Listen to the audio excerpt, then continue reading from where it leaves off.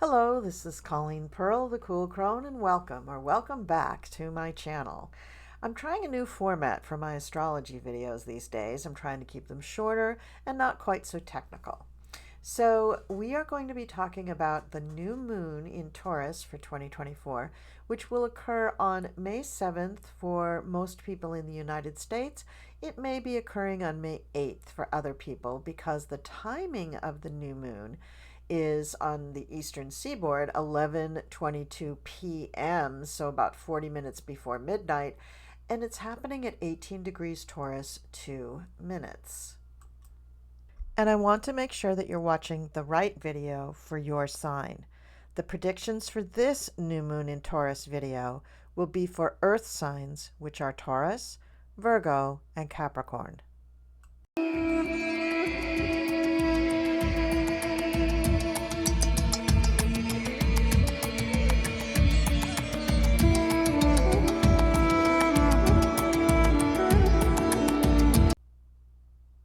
So, what does it mean when the moon is in Taurus? Well, while the moon is in Taurus, which means it's right there with the sun, we're very sensitive to stability in our life. To feel secure, we need stability, which is not always easy to come by, nor is it easy to believe that we truly have it. Life right now can be very unpredictable, so it's good to make sure that you create as secure an environment as possible. When the moon is in Taurus, we also love fine, good, comfortable surroundings, but it is important to assess our own confidence and belief in ourselves, lest we try to use the more sensual pleasures of life, such as food and comfort, to placate ourselves or self-soothe. Often, when we're not sure of ourselves, we seek the armor of material things, which actually does nothing to assuage our insecurities. What do you do on a new moon? Some people celebrate the new moons by getting together with friends and talking. You could do a ritual or not. You could have a bonfire, since in the northern hemisphere it will be warmer.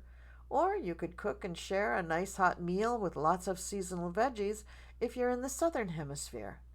Whatever you end up doing, let me tell you what you can use the new moon energy for, because this is where the true magic of our universe really lies. The new moon is time to clear away the clutter, whether this is in your closet or your closest circle of friends. It's also a good time to make plans for accomplishing new things for the month. Or you can make plans for accomplishing your normal routine in an easier way so that it's less stressful for you. Also, you should tune into your body. Now, when you do this, I don't mean just kind of looking down and saying, oh, I need to lose 10 pounds. That's not the kind of tuning in I'm talking about. I'm talking about really, really allowing yourself to relax and feel what's going on in your body. You may want to do this lying on the floor or in your bed or in a nice hot bath or on the couch or just standing upright. Allowing yourself to really truly relax the same way that you would prepare for doing meditation allows you to feel where in your body you're holding tension or pain or any kind of discomfort or stress. So tuning into your body is the first way of understanding shadow work. When you feel that there's a funny feeling in my stomach, that's your body telling you that you're not comfortable with something or that you're afraid or insecure, which is the real deal about the new moon in Taurus, is your security, right? You could feel that there's a set of muscles that are very, very tight. What does that mean? You could feel that there's a knot in your shoulders, or you could discover that there's some sort of a bump in your calf. What is that?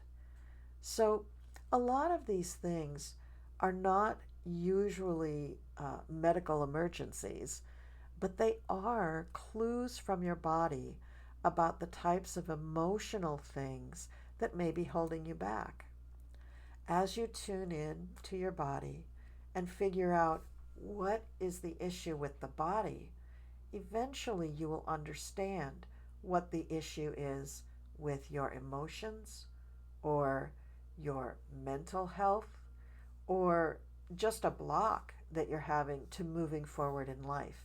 And since the new moon is about starting fresh, starting new, and making plans for accomplishing new things, it is the right time to at least identify things that need to be cured, healed, or removed in order for you to live your life to the fullest, to accomplish and manifest your highest potential, and to really live in joy in your life. So now let's look at how the new moon is going to affect each sign. All right, this is the new moon for Taurus rising. So for most people, I recommend that you watch these videos for your rising sign. A lot of astrologers will say, yes, your sun sign too. And I would say if you are a sun in Taurus, then this moon would also be appropriate for you. And any of the earth signs, Virgos or Capricorn. But I think you're going to get a better prediction if you're just focusing on your rising sign. And I'm using whole sign houses. So here we have the sun and moon together for the new moon in your first house. So this is about your image, how you put yourself out to the world. During this new moon, you may decide that you want to change your image or just improve the image that you have. Maybe you want to get a haircut, or maybe you want to change up the way you wear your clothes or even buy new clothes. The new moon in your first house is going to have you focusing on what other people see. And I know for me, I also have an earth sign rising. I have Capricorn rising. And while I think I look one particular way when I walk out of the house, sometimes when I pass a mirror, I'm surprised to see what the world is seeing. And especially if I'm in someplace not my house, like work. They have big mirrors in the restrooms, for instance. And when I walk by, I can see that, wow, that's what they're seeing. That isn't at all what I thought I was walking out of the house looking like. So the new moon in Taurus, if you're a Taurus rising, is a great time for you to take a look. And notice too that Venus is very close to the sun and the moon. Venus is at 11 degrees of Taurus. So this is going to be a very helpful new moon for you, Taurus, because you have Venus there. All of it's in your first house. So you should be able to dream up a lot of great things to update your image, improve your image, some focus on your image. And it doesn't have to be, fashion and hairstyles. It could be some other way that you're presenting yourself to the world. I mean, maybe you want to whiten your teeth, or maybe you want to go get braces, or maybe you want to improve your posture, or maybe you're making a decision to walk more or exercise more or change your diet so that you lose a few pounds. But that losing a few pounds, that would be more your sixth house. But for most of you Taurians, thinking about the way you look is what you're really going to be focusing on in this new moon. And that's good. Let's see, is there anything else we want to say about that? Yeah, Saturn is in a nice sextile to the sun and the moon here. So whatever you do in order to improve your image will be supported by Saturn, because most likely it's going to take some sort of discipline in order to do it. Like, for instance, if you're wearing your hair in a different way, you're not going to be able to run out of the house by just running a comb randomly through your hair. You're probably going to have to be a little more careful to comb it or brush it in the way that you want it to be in the new style, or maybe you're just changing your part or something. But Saturn will give you a little bit of discipline and stick-to-itiveness in this direction. And it's also in a sign that's good for aesthetics. It's in the sign of Pisces.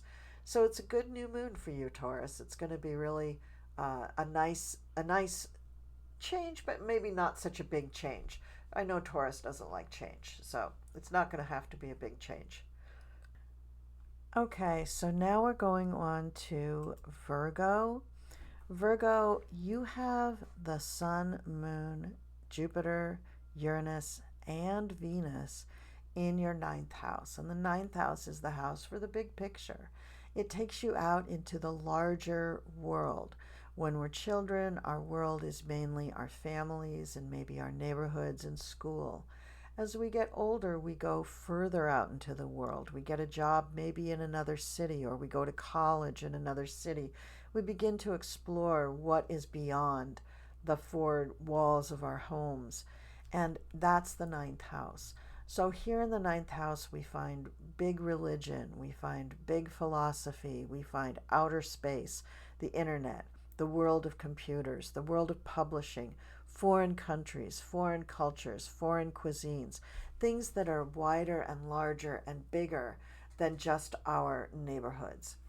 So with the sun and the moon, Jupiter, Uranus, and Venus out there in that ninth house, Virgo, you're going to find that you have some big ideas that you want to put out there. Maybe you're changing the way you do business. Maybe you're exploring new religions. Maybe you're putting out a podcast with a whole new branding. Maybe you're doing something really big out in the world that you need to frame in a brand new way. So this new moon is going to help give you energy for planning that project and bringing it to fruition. So a lot of focus, Virgo, is going to be on things having to do with the ninth house. Are you planning on going to school, going to college, or moving to a foreign country, or learning a new language, or learning a new way of cooking? Or are you going to use your computer skills and do something with that in the larger world? Maybe you're going to build a tech company eventually. Maybe you're going to go into outer space yourself. Maybe you want to be a pioneer on Mars. Who knows? But some kind of big outlandish idea is coming to you, Virgo, and that's what you're really going to focus on during this new moon. So really exciting, Virgo. I wish you a great deal of luck with that. All right, now we're going to move on to Capricorn. This new moon is falling in your house for fun. It's falling into the fifth house. You've got lots of planetary energy there, and May is usually the month where we have big celebrations like graduations and weddings and anniversaries. It's a nice time of year to have these kinds of things. It's still in the northern hemisphere. You're not quite sure if the weather is going to allow you to be outside or not, but people still like dressing up. So even if it's an indoor venue, people still will enjoy dressing up and coming together. Usually they have beautiful food at big parties like this, but the thing that's really important is getting to see friends, family, getting to see, someone celebrating someone having a big moment in their life. So while it is about fun and it's not so much about obligation here, I do think it's going to involve family because we've got Venus and the moon and the sun all involved in the fifth house. So I don't think this means you're going to have a big splashy new love affair. I think you're more than likely you're going to be involved with some sort of big party that celebrates somebody's accomplishments. Now this could also be you just taking a big family vacation, or maybe going to say like a high school reunion, some kind of reunion where you're getting together with very large numbers of people. And I say that because of the involvement of Uranus here and Jupiter. So big things happening for you in the month of May, Capricorn. I think it's going to be really fun for you. Let loose a little bit. Let these things come into play.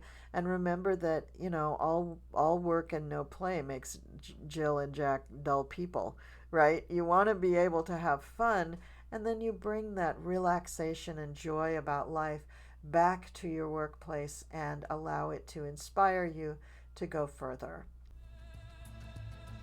All right, that's it for predictions for all of the earth signs for the new moon in Taurus happening on May 7th or 8th, depending upon where you are on the planet. I hope you've enjoyed this shorter format video, and I will see you next time. If you have the desire to watch for your moon or sun sign and it's not one of the earth signs, please check out the videos for the other elements, which are all listed on my channel.